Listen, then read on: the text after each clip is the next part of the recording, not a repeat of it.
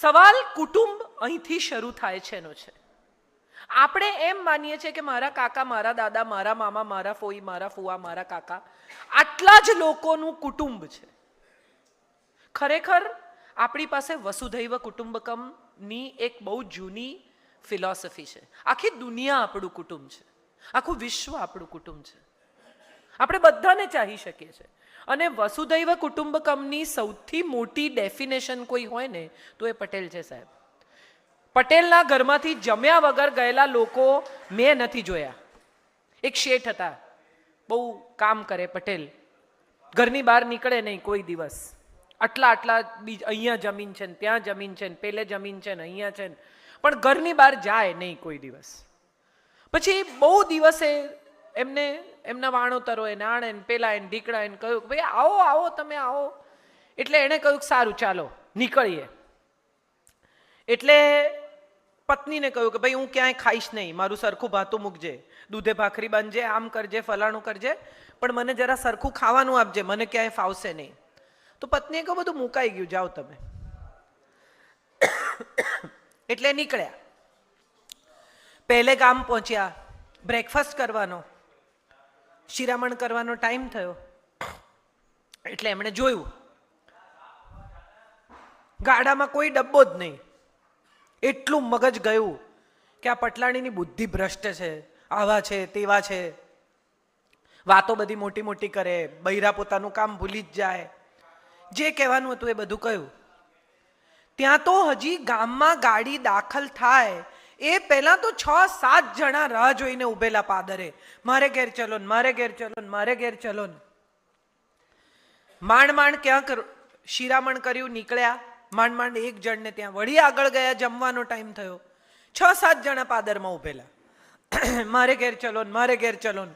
એમ કરતા 3 દિવસની એમની ટૂર પૂરી થઈ. બધી જમીનો જોઈ, બધા સર્વે નંબર જોયા, તલાટીઓને મળ્યા, આ કર્યું પેલું કર્યું. ઘેર પાછા આવ્યા અને પત્ની પર મગજ ગુમાવ્યો. કહ્યું તું તને કે ખાવાનું મૂકજે, ખાવાનું ના મૂક્યું, આમ થયું, ફલાણું થયું, કેટલી તકલીફ પડી. આ તો ઠીક છે બધા લોકો રસ્તામાં મળી ગયા ને મને ખવડાવ્યું, નહીં તો તારું શું થાત ને મારું શું થાત. એટલે પત્નીએ હસીને કહ્યું કે તમને ખબર છે આ બધાએ તમને કેમ ખવડાવ્યું? કે ના, કે એ બધું તમારું ભાતું છે ને એ મેં વર્ષો પહેલા ભર્યું છે. આ લોકો આપણે ઘેર આવે ને તો કોઈ દાડો ખાધા વગર ગયા નથી. આ ભાતું મેં વર્ષો પહેલા મોકલી દીધેલું કે તમે જાઓ તો તમને ત્યાં ખાવા મળે. આ બધું ભરેલું ભાતું છે. આ બધું મેં તમને ડબ્બામાં ભરી નથી આપ્યું, આ બધું મેં સંબંધોમાં ભરેલું ભાતું છે.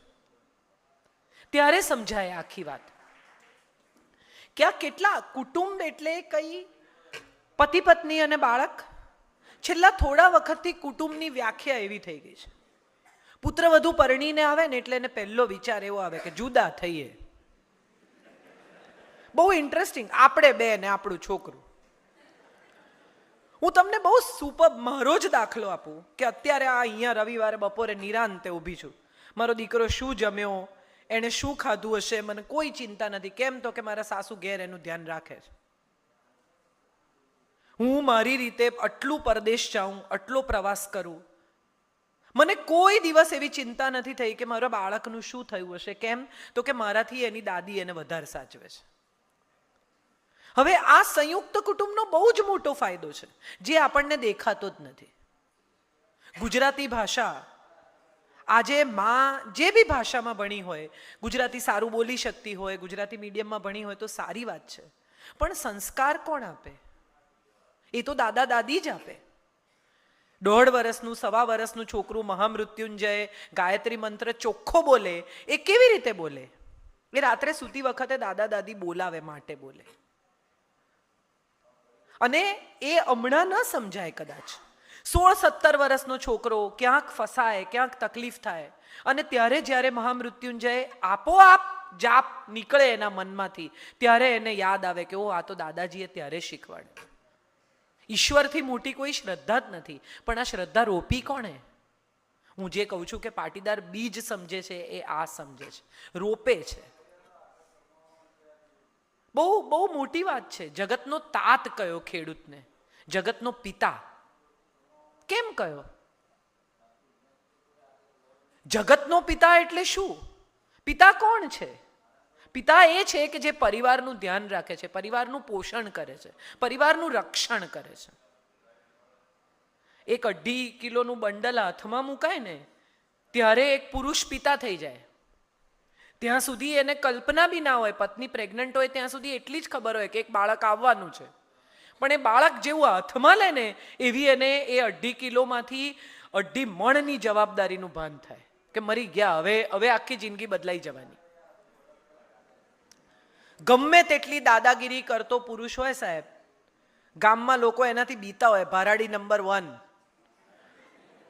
પણ જો એનું નાનકડું 1.5 વર્ષનું છોકરું, 2 વર્ષનું છોકરું, 4 વર્ષનું છોકરું એને પંચ મારે ને તો બાપા પડી જાય. એ પ્રેમ નથી? જિંદગીમાં કોઈ દિવસ લાઈનમાં ઊભો ના રહ્યો હોય કોઈ, એટલે કોઈ એમ બહાર ખાવા જાય તો એવું કે ના આટલી બધી ભીડ હોય તો હું નહીં ખાઉં. લગ્નમાં હાથમાં પ્લેટ ના લેતો હોય. એવો પિતા ચૂપચાપ એડમિશનની લાઈનમાં હવારથી લાગી જાય. આ પ્રેમ નથી? જિંદગીમાં કોઈ દિવસ જેણે ગાડીમાંથી પગ નીચે ના મૂક્યો હોય એ છોકરાની સાયકલ પકડીને પાછળ દોડે. જેણે જિંદગીમાં કોઈ દિવસ નેલ પોલિશ અને લિપસ્ટિક બે બાજુ બાજુમાં પડ્યા હોય ને તો એને ખબર ન પડે કે આ કયું નેલ પોલિશ ને કઈ લિપસ્ટિક. પણ દીકરી લઈને આવે ને નાનકડી 2, 5, 6 વર્ષની કે લો પપ્પા મને લગાડી આપો, તો ભલભલા પિતા માથું નીચું કરીને દીકરી નેલ પોલિશ લગાડે. આ પ્રેમ નથી?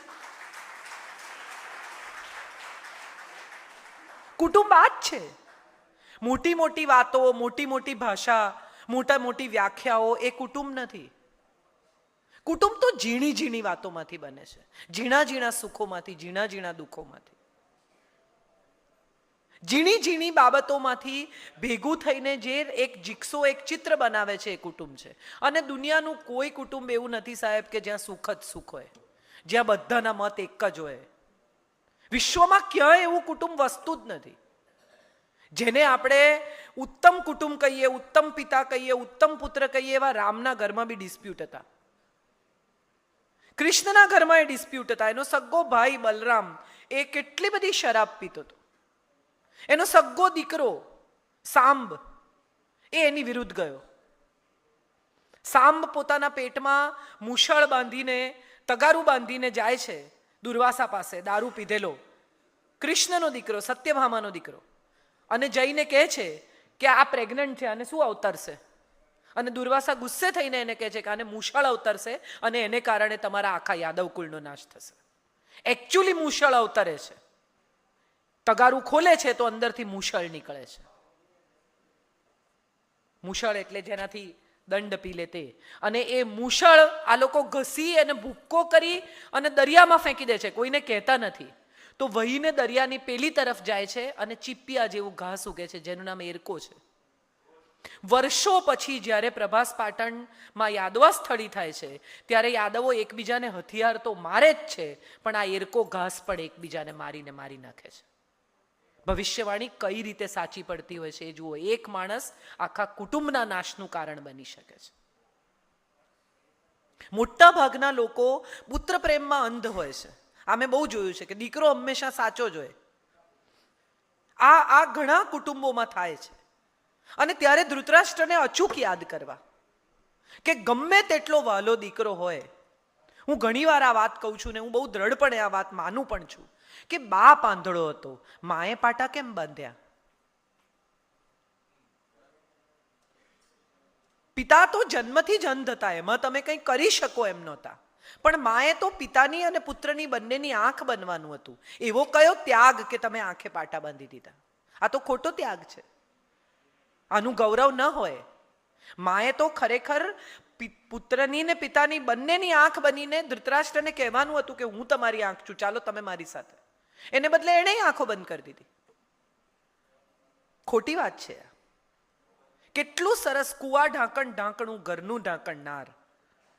સ્ત્રી શક્તિ મંચ આજે જ્યારે ઊભો થયો છે ત્યારે મારે બહેનોને પણ કહેવું છે કે સમર્પણનો અર્થ ગરીબાઈ ના, સમર્પણનો અર્થ બિચારાપણું ના.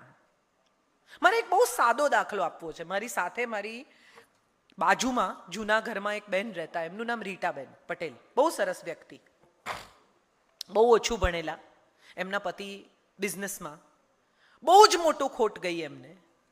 રીટાબેન મારે ઘરે બેસવા આવે, અમારી વચ્ચે કોઈ કોમન વિષય નહીં, વાંચવાનો શોખ નહીં, દુનિયા ઓછી જુએ, રાજકારણમાં રસ નહીં, એટલે એમને મારી પાસે બેસવું બહુ ગમે. તો એ શું કરે બેસવા માટે? એટલે એ મારી આંબા હળદર કરી આપે, મને કે તમે તુવેરો લેતા આવજો, આપણે ફોલીશું. એ જે અડધો કલાક એમને મારી સાથે મળે એ એમની વાતો કરે, કંઈ એવી અમારી વચ્ચે કોઈ ખાસ ચર્ચા નહોતી થતી, પણ મને પણ એ આવે તો ખૂબ ગમે, મને બહુ પીસફુલ લાગે. એમના હસબન્ડને બહુ જ મોટું નુકસાન થયું, ઘર વેચી કાઢવું પડ્યું. રીટાબેન એ લોકોએ ઘર ખાલી કરીને ભાડાના ઘરમાં જવું પડ્યું, ગાડી વેચી કાઢી. પછી એક દિવસ અચાનક મળવા આવ્યા 3 મહિને કે કાજલબેન મારે કંઈ કરવું છે, 10મું ધોરણ પાસ, હું એમને ક્યાં જોબ અપાવું? પાણી પીવડાવવાની જોબ તો ન અપાવાય, પ્યુનની જોબ તો ન અપાવાય. અમે બહુ વિચાર કર્યો, તમે આમ કરો, તમે આમ કરો. તો મને કે છે સિઝન કાજલબેન બદલાઈ ગઈ, લાવો ને આપણે આમળા હાથી દઈએ. આ જ કરાય રીટાબેન, તમે મેથી સુધારીને આપો, પાલક સુધારીને આપો, આંબા હળદર કરી આપો લોકોને, ઘરમાં બેસીને કામ થાય અને તમને ખૂબ પૈસા મળે. આજે 3 વર્ષ પછી એવી પરિસ્થિતિ છે કે હું એમને ફોન કરું ને કે રીટાબેન મેથી કરવાની છે 500 ગ્રામ, કાજલબેન કાલે કરી આપીશ, એટલા બિઝી છે. અને મેં એમને આવી મારા જેવી વ્યવસાયી સ્ત્રીઓની ઓળખાણ કરાવી કે જે લોકોને જોઈએ છે ચોખ્ખી વસ્તુ, જે લોકોને ઘરમાં રાંધવું છે પણ આ બધું કરવાનો સમય નથી, તો એમને માટે એ કામ કરે છે. આજે મારે ઘેર 25 માણસ જમવા આવવાના હોય, હું દાળ ભાત શાક તો કરી નાખું, રોટલી કરવાની મને આળસ પણ આવે, કંટાળો પણ આવે ને ટાઈમ પણ ન હોય, તો રીટાબેન રોટલી કરી આપે. તમારો લોટ લઈ જાઓ તો એનાથી કરી આપે, તમે એમને કોઈક સારો દાઉદખાની લઈને કરી નાખજો તો એ પણ કરી નાખે. આ પ્રેમ છે.